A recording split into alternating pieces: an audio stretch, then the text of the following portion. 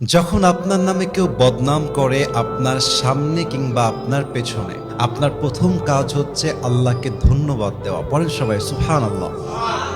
কি সুন্দর কথা আল্লাহ তাআলা বলছেন, খুব খেয়াল করবেন। আল্লাহ বলছেন, সবর ধারণ করো তাদের কথার ব্যাপারে যারা তোমার ব্যাপারে বদনাম করে। এর কারণ আমি আল্লাহ জানি তারা যা বলছে সত্য নয়, বরং তুমি হচ্ছ আসল সত্যবাদী। তুমি সেই অন্যায়টা করো নাই।